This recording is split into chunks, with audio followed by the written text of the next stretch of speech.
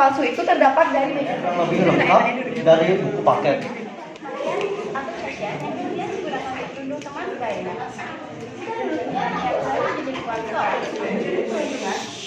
Ini media sosial membuat kerumunan berlangsung selama 24 jam tanpa mengenal batas. Tidak setuju dengan mosi ini karena satu, perlu untuk penggunaan pembelajaran. Penggunaan teknologi dalam pembelajaran sangat diperlukan karena memudahkan akses untuk informasi yang luas dan terkini.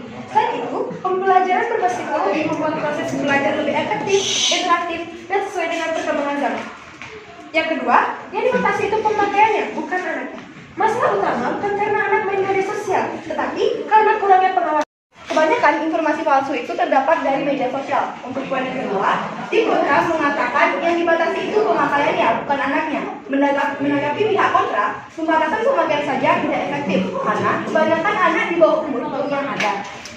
Ketinggalan zaman bukan karena tidak memakai media sosial, tetapi karena tidak mau belajar. Media sosial hanyalah alat, bukan penentu kecerdasan atau kemajuan seseorang. Ketertinggalan, oleh karena itu, membatasi akses anak terhadap media sosial bukanlah solusi, melainkan langkah yang justru beresiko menghambat kesiapan generasi muda Indonesia dalam menghadapi persaingan global. Satu, dengan adanya geng di sekolah akan terbentuk beberapa geng tiap sekolah yang membuat perivalan dan perkelahian antara mereka untuk reputasi power lebih banyak.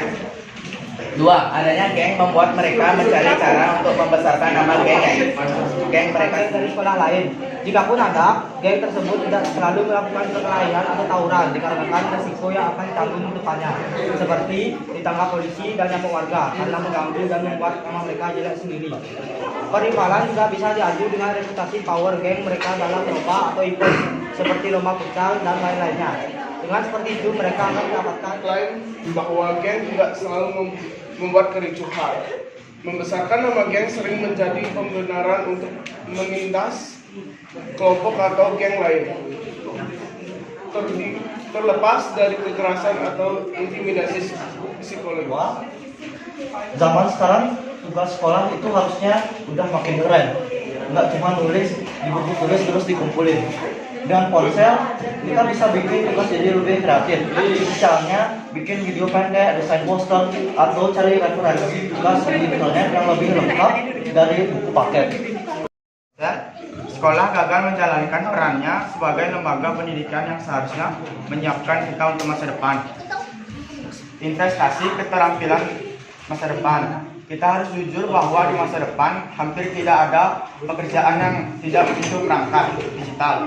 Membiasakan siswa bekerja dengan platform digital di sekolah seperti mengerjakan tugas lewat aplikasi, kolaborasi dokumen secara online, atau mencari referensi. Pertimbangan digitalisasi tidak harus lewat HP pribadi. Kami setuju kita harus siap buat masa depan, tapi belajar teknologi itu tidak harus lewat ponsel pribadi masing-masing. Di kelas, sekolah sudah punya laboratorium komputer dengan layar yang lebih besar, lebih baik untuk tubuh dan mata, dan koneksi yang lebih terkontrol.